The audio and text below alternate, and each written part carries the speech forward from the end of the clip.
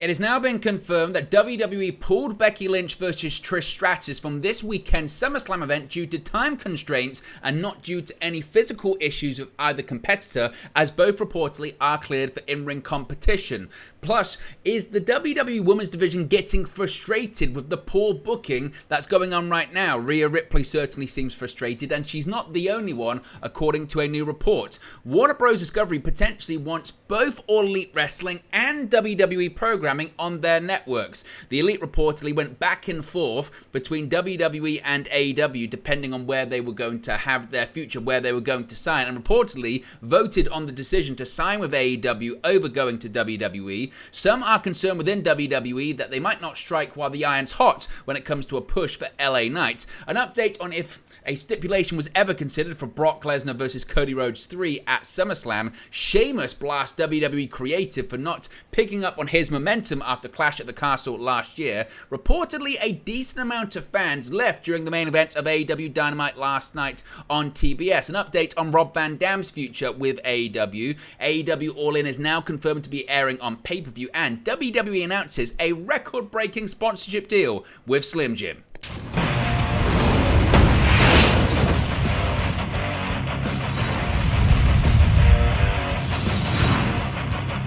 Hey guys, welcome back to Wrestling News 365. Hope everyone is doing very well. As always, there are plenty of news stories to get into in the world of professional wrestling. Let's start off talking about a big story involving Becky Lynch and Trish Stratus. Now, obviously, it was announced Monday night on Raw that Stratus versus Lynch, the rematch from Night of Champions, would not be taking place at SummerSlam, instead on an upcoming episode of Monday Night Raw, leading some to question the reason as to why. Well, now finally, we've got the answer. According to Sean Ross Sapp of Fightful Select, Becky Lynch versus Trish Stratus is no longer happening on SummerSlam, and the reason that Fightful were given wasn't so great after all. On the post-WWE Raw show, Fightful had noted that sources within WWE claimed there was a, quote, good reason that the Trish Stratus versus Becky Lynch match was delayed until mid-August as opposed to happening at SummerSlam. At the time, the indication given that it was something physical related, which Fightful were looking to confirm. However, this evening, they have confirmed indeed the opposite. Sean Ross Sapp is reporting that both women are healthy and were available to compete at SummerSlam this weekend. Instead, Fightful are told that WWE has been adamant about limiting the number of matches and the run times for the premium live event shows, which caused some matches that were being built for the show to be moved elsewhere. Those that Fightful spoke to said that on SummerSlam, the match would have been severely limited by time, and the decision was made to put it on a future Raw instead. Consideration was also given to moving it back all the way to WWE Payback after SummerSlam. Fightful have been told that neither woman was thrilled with the adjustment, which came into focus the days before their Raw match was set up, of course, both being quite vocal on social media. Now, as I mentioned, SummerSlam was originally set to have more matches than currently advertised, with plans reportedly calling for Trish Stratus and Becky Lynch to settle their feud at the August 5 Premium Live event in Detroit. Of course, that was the reason why Trish came back to WWE in the first place, was to work WrestleMania and SummerSlam. Instead, the two rivals will face off on the August 14 edition of Monday Night Raw in Winnipeg, Manitoba, Canada. Rhea Ripley versus Raquel Rodriguez for the Women's World Championship is also still internally on the card for SummerSlam as of last week, but that match is yet to be made official due to a storyline knee injury for Raquel Rodriguez. If or when WWE will make the match official for SummerSlam is still, though, unknown. Speaking about the possible Women's World title match, Dave Meltzer reported on the Wrestling Observer radio show that part of the reason behind matches being cut for SummerSlam is WWE has a time limit on the show which they can't go over. Quote, as soon as they clear her, Raquel Rodriguez, they could clear her the day of the show and then throw it in there, but there is some time constraint. I was told that was part of the reason for some of these matches that were originally earmarked for the show are off, because they have a time limit on the show, which I'm going to guess is 3.5 to 4 hours, and they don't want to shortchange matches basically as far as time. That is part of it. With Ripley and Rodriguez, I don't know one way or the other when it will be, because they left it open. This is storyline cleared, obviously, but if she gets storyline cleared, they can do a surprise match the day of the show, Meltzer said. Now, as I mentioned, there is seemingly growing frustration when it comes to how the women's division is being booked recently in WWE. The presentation of women's wrestling has been a prevalent conversation topic online for the last few months, certainly, but particularly ever since the July 26th edition of AEW Dynamite, with a sign that read, quote, "Book the women's division better," very clearly shown on screen for several seconds. But criticisms about women's divisions aren't exclusive to AEW, with many WWE fans voicing outrage about Becky Lynch versus Trish Stratus being pulled from SummerSlam and Women's World Champion Rhea Ripley not being announced for the show. Now, according to WRKD Wrestling, this issue and this frustration is also in the locker room as well. Per WRKD Wrestling, there are some backstage who are frustrated about the treatment of the WWE Women's Division. As you can see on the screen right now, WRKD Wrestling tweeted, quote, "There are growing frustrations backstage in WWE regarding the handling of the women's division." Now, obviously, as I mentioned, Rhea Ripley has been recently reacting to social media posts about the booking of the women's division, which we spoke about previously. 2 women's division matches are on the card for SummerSlam at the time of this recording. Asuka is slated to defend her women's championship against Bianca Belair and Charlotte Flair in a 3-way bout. Ronda Rousey and Shayna Baszler are also set to face off in an MMA rules match. So what are your thoughts on the concerns and the frustrations when it comes to how the women's division is being booked in WWE? What are your thoughts on Trish Stratus versus Becky Lynch being pulled due to time constraints? Is it right that WWE is saying, well, we could put it on the show, but it'd only be a couple of minutes and we want to do right? But can you understand the frustration when it comes to Trish Stratus and Becky Lynch being pulled from one of the biggest shows of the year? Let me know your thoughts about it in the comment section below. Really interested to know your opinions on it. Now, obviously, we spoke earlier about media rights negotiations when it comes to WWE. Nick Khan recently spoke about this, and a recent report has stated that AEW's broadcast partner, Warner Bros. Discovery, could be interested in carrying WWE and having, quote, "the entire wrestling market." With the introduction of AEW Collision, it was revealed that the current deal between AEW and WBD remains the same, and that the new show has been added to the company's current deal with Warner Bros. Discovery, which expires in either 2023 or 2024. With WWE's media rights also up for negotiation, WBD could also be included in the race among the many other potential bidders for WWE television. According to Dave Meltzer on Wrestling Observer Radio, quote, "There is talk of WBD being interested in WWE with the idea that they would have the entire wrestling market and they could cross-promote it, but I don't see that happening at all. They may have interest, but I can't see WWE going on the same station as AEW, and certainly if they did, there'd be no agreement to cross-promote. But it's kind of like what ESPN has done. ESPN wants to be the home of MMA. They have PFL, they have UFC. I think there's interest in Bellator. If Bellator stays as a separate entity and getting Bellator because they want to be the home of all of it and be able to cross-promote as much as possible.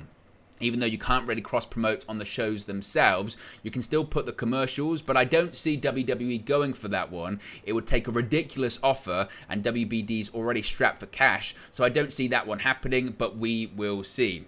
Meltzer would turn his attention to the current home for WWE, and also where the company fits in with regards to the NBA and NFL negotiations, stating, quote, "There's been a lot of talk NBCU will probably keep Raw and SmackDown. There's a lot of talk that Fox is not willing to go much higher for SmackDown, so somebody may get them. So we'll have to wait and see how that all turns out. But the NBA is looking for a giant increase, which it does have an effect as far as WBD goes and ESPN goes, but ESPN's not in the market for WWE, and WBD, even though there's talk that they're in the market for WWE, like I said, I'd be surprised if that one happens. But there's other people that would probably want the NBA as well. The NBA's gonna get their money, the NFL's gonna get their money. WWE's a lot lower on the totem pole, but he, Nick Khan, was still pretty bullish on the idea of a 50% increase, which would be roughly $700 million a year as far as the combined right fees of Raw and SmackDown. That's the number they've been looking for, and he seemed pretty confident they're going to get it.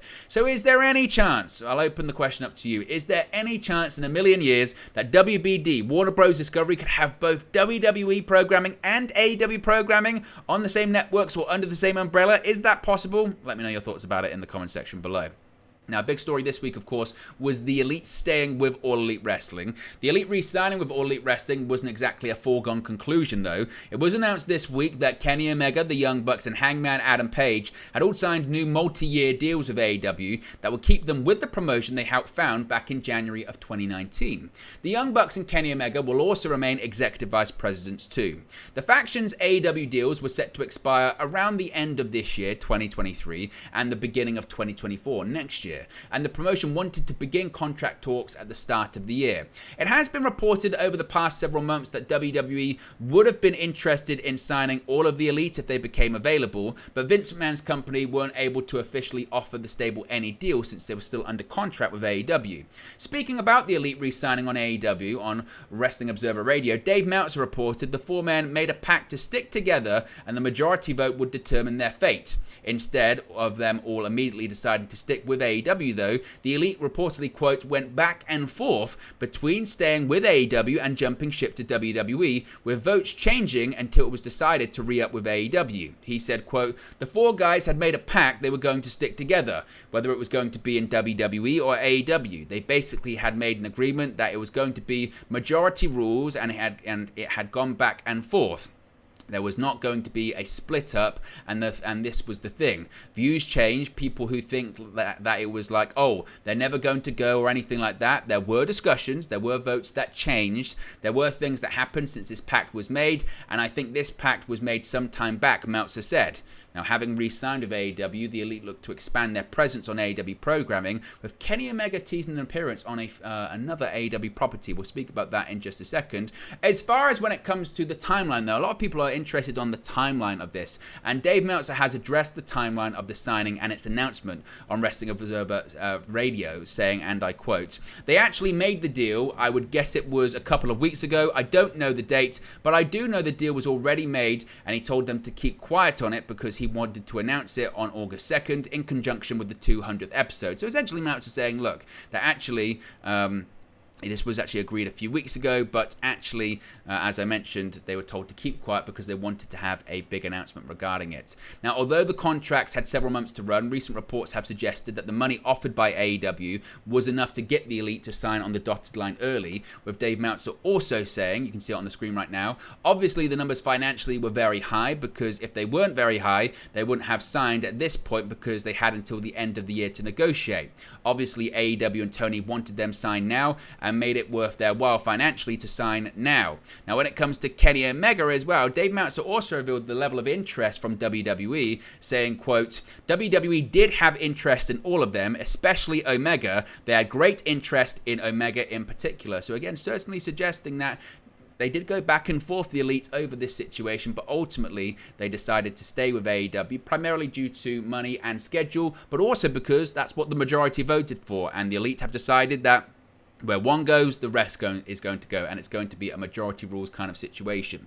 Now, as I mentioned, Kenny Omega did also tease, now that they've re-signed with AEW, we could see the Elite on other AEW programs, including AEW Collision, because last night on AEW Dynamite, he teased that we will see the Elite on future episodes of Dynamite, future pay-per-views, but also the new Saturday night show. The Saturday night series has so far been synonymous with CM Punk, with Punk making his return to AEW on the debut episode of Collision back in June. Reports have indicated there is an unofficial brand split to avoid Punk and the Elite being booked on the same show due to their past behind-the-scenes issues that led to Brawl Out in September of 2022. Omega's comments have only fueled speculation that relations with CM Punk have somewhat thawed.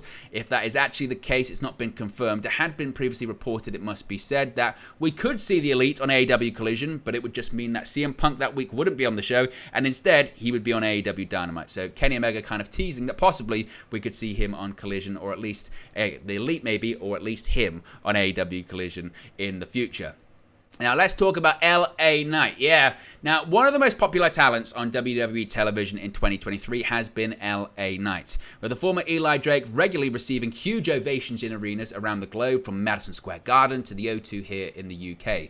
The former Impact World Champion has also shifted plenty of merchandise for WWE, topping the merchandise sales rankings for July of this year, rather. WWE's booking of Knight has yet to catch up with his popularity, but reports have indicated that the former $1 Million Champion is set for a renewed push following SummerSlam in August, of course, this coming weekend. Following on from that, PW Insider has claimed that Knight not being featured prominently on WWE TV in recent weeks is actually by design, and the company are waiting for the right time to, quote, pull the trigger on the 40-year-old and give him the right push. WWE executives are also reportedly, quote, extremely high on Knight, and he has been praised within the company for getting himself over and becoming an even stronger character than what was originally envisioned for him on the main roster, with comparisons being made to Steve Austin transitioning to Stone Cold after originally debuting as the Ringmaster. Knight's merchandise numbers and reactions inside arenas have been used as evidence to show he is a talent on the rise within the company. But despite all of this positivity around him, however, there is still some worry within the company that WWE will miss out on pushing Knight when he is at his most popular, something the organization has been guilty of doing in the past with the likes of Braun Strowman, some would say Daniel Bryan, Zack Ryder, and others. WRKD Wrestling tweeted in part, quote, "We can add that there are parties worried that the company won't strike while the iron is hot and momentum will fade, as they've done with some in the past. Of course, fans in Detroit will be able to see LA Knight in action this weekend, and he will compete in the Slim Jim Battle Royal at SummerSlam on Saturday, August 5th. Do you think that some have the right to be concerned about WWE missing the boat when it comes to LA Knight, or do you have faith that this big push is going to come after SummerSlam or possibly begin at SummerSlam as well? Now, Cody Rhodes vs. Brock Lesnar 3 is happening this weekend at SummerSlam, and according to Sean Ross Sapp of Fightful Select, Cody Rhodes and Brock Lesnar's third match is planned as a singles match with no big stipulation. Of course, this is quite strange because there were rumors this summer that Lesnar and Rhodes' third match would have a stipulation added to it, which is not the plan as of today and won't happen unless something changes. Beyond that, Sean Ross Sapp of Fightful Select is reporting that they have learned that, contrary to rumors, there was never a stipulation pitched or considered heavily. Months ago, there were rumors that a dog collar match was pitched and shot down for Cody Rhodes versus Brock Lesnar. Sources close to both sides confirmed that the idea of a stipulation was never on the cards for the match. Fightful are told that the limit of the idea was, does this match need a stipulation? And it was agreed that it didn't and wasn't broached again. Fightful specifically asked if a dog collar match was in the cards or mentioned as rumoured, but they were told that didn't happen. So no stipulation, and actually there was never any plan for any stipulation for this match. Now, Sheamus has done a really interesting interview where he's blasted the WWE creative over how the company handled his booking following Clash at the Castle last year. The Celtic Warrior challenged Gunther for the Intercontinental Championship in the first UK pay-per-view in 19 years, and both men battered each other for over 19 minutes until Daring Ganarao picked up the victory. Despite losing the match, the fans inside the Principality Stadium were appreciative of Sheamus' efforts, as applause filled the stadium/arena as he got back to his feet, and the match is remembered as one of the best of the year. Following the pay-per-view, Sheamus lost to Gunther one more time before he transitioned into a program with the Bloodline, taking on the faction inside War Games at Survivor Series alongside his Brawling Brutes faction teammates Butch and Rich Holland, as well as Drew McIntyre and Kevin Owens. Sheamus then moved back to Gunther, and he was involved in the Intercontinental title picture until WrestleMania 39, when he unsuccessfully challenged for the title once again in a triple threat match with Drew McIntyre against the current champion. Sheamus eventually winning the Intercontinental Championship looked to be the natural end of his program with Gunther, but Imperium have since been moved to Monday Night Raw, meaning the 45-year-old is unlikely to win the Intercontinental Championship anytime soon. Having remained on SmackDown, Sheamus has instead been in a program with Austin Theory that has seen him twice unsuccessfully challenge for the United States Championship. Speaking with the Daily Star, Sheamus seemed less than impressed with his WWE booking post-Clash at the Castle, to put it mildly, and he was critical of WWE creative, saying that he thought his involvement in War Games was shit. After being asked if he was upset about not winning at Clash at the Castle, Sheamus responded with the following, quote, "I'm not upset about that at all. I felt that it was great. It was just the type of character Sheamus is, all fists and elbows. What I was upset about and what was really bothered me was the creative after that. I came out of that with so much organic momentum and it was just wasted. It didn't go anywhere." He continued by saying, "It was a dead end, just like with WrestleMania. Drew went away because he was injured, but I was ready to go, and then just nothing. There were no avenues and nowhere to go, and that's frustrating. I did the War Games thing after Clash at the Castle, but that was shit. That's how I felt, though others might have felt differently." Now, while he has yet to been able to win the Intercontinental Championship, Sheamus still wants to get his hands on the belt, admitting that he would like to retire as Intercontinental Champion, saying, and I quote, "The journey is just as important. That story of me trying to get my hands on the title, as it's the one title I haven't got, it's still a fresh story. Even with Gunther and Drew's match at SummerSlam, people are still mentioning me because it's still my story. I'd definitely like to retire with the title, but that stuff is out of my control. I just do what I can do." So do you think there's a possibility Sheamus could one day win that championship, could he even retire as Intercontinental Champion? Now let's switch gears here and talk about AEW Dynamite, because All Elite Wrestling headed to Tampa, Florida for the special 200th episode of AEW Dynamite on TBS, with the show emanating from the Youngling Center. WrestleTix reported that 4,542 tickets were distributed for the live taping of Dynamite, with much of Friday's episode of Rampage also being taped after Dynamite went off the air. Richard Trinofio of PW Insider was in attendance at the Youngling Center for Dynamite, and they noted the building looked full for the areas that AEW sold tickets for, and the crowd was loud, even if there was less people at the show than other TV tapings in Central Florida. Many fans seemingly didn't want to stick around though for the entirety of Dynamite, however, as Trinofo noted, quote, "There was a decent amount of the crowd that left during the main event of Dynamite, and pockets of people would leave throughout Rampage." Why exactly fans decided to leave is unknown. The main event of Dynamite saw Hikaru Shida defeat Toni Storm to become a two-time AEW Women's World Champion. Other notes from the show revealed that the biggest pops of the night were for Chris Jericho, MJF, the Hardys, and the debuting Rob Van Dam. In particular, the crowd popped for Van Dam using his Walk, old ECW theme song, as his entrance music. So what are your thoughts on possibly some fans leaving during the main event last night? Now, speaking of RVD, we've got a bit of an update on his AEW future. For the first time in 3 years, Rob Van Dam is set to wrestle on a pro wrestling TV show, as the whole effing show made his All Elite Wrestling debut during the August 2nd episode of AEW Dynamite on TBS. RVD made his debut during the face-to-face between Jack Perry and Jerry Lynn, with Perry currently disparaging former FTW champions and Extreme Championship Wrestling on TV. Van Dam made his way to the ring to Pantera's Walk, and he almost hit Perry with a Van Daminator before the former Jungle Boy just managed to escape. Van Dam is scheduled to make his AEW in-ring debut next week when he faces Perry in an FTW rules match on the August 9 edition of Dynamite. Reports ahead of Dynamite had indicated that Perry vs RVD was under discussion for All In at Wembley Stadium, but it appears Van Dam won't be wrestling at the UK show. PW Insider has stated that Van Dam is currently only slated for one match with Jack Perry, seemingly the one next week on Dynamite. Instead, it appears Van Dam is still close with WWE, as he is being advertised as part of the company's WrestleMania 40 weekend packages. Van Dam, of course, is a former WWE champion, and he's a WWE Hall of Famer, and he's perhaps best known for his time in ECW, with WrestleMania 40 taking place in Philadelphia, Pennsylvania. It would make sense he would be a big part of the festivities next year. Speaking of AEW All In, All Elite Wrestling have finally provided details on how fans will be able to watch the show. It was announced during the August 2nd edition of AEW Dynamite that All In will be available on pay-per-view through Bleacher Report, Fight, payperview.com, and TV providers. Bleacher Report has traditionally only broadcast AEW pay-per-views in the United States, while Fight airs the shows internationally, including in the United Kingdom.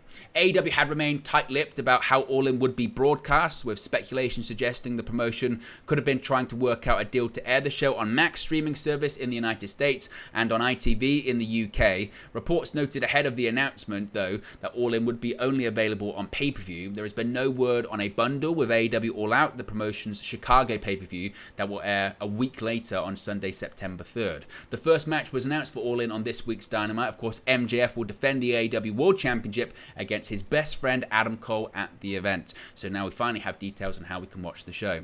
Finally, WWE has announced a record-breaking sponsorship deal. WWE has now announced a record-breaking deal with Slim Jim, marking the largest ever sponsorship deal in WWE history. It was previously known that the Slim Jim brand would have a presence at SummerSlam this weekend, with the Battle Royal at Saturday's August 5th event being presented by Slim Jim. WWE and Slim Jim have now shared a statement officially announcing a historic multi-layer partnership today, saying, quote, "They announced a multi-layer partnership that will begin with Slim Jim serving as the presenting sponsor of a marquee match at SummerSlam on on Saturday, August 5th at Ford Field in Detroit. This partnership between the two iconic brands pays homage to their shared savage past and marks the largest sponsorship deal in WWE history. Now, again, they haven't actually said how much or why it's the largest sponsorship deal in WWE history. Again, if we get any more information on that, we'll let you know in a future video. But there you go, guys, a jam-packed episode, a jam-packed update in the world of professional wrestling. Let me know your thoughts in the comment section below. Be sure to smash a like on the like button, be sure to subscribe, bottom right-hand corner, and I'll speak for you again very, very soon. Hey guys, thank you for watching, listening, streaming, or however you come across this video today. Be sure to click on the video on the right there to watch our next video, or click the bottom there to subscribe, or the bottom right hand corner. Thank you very much, and I'll speak to you again very soon.